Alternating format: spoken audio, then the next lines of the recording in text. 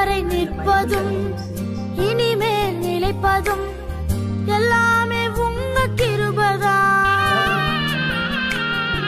இதுவரை நிற்பதும் இனிமேல் நிலைப்பதும் எல்லா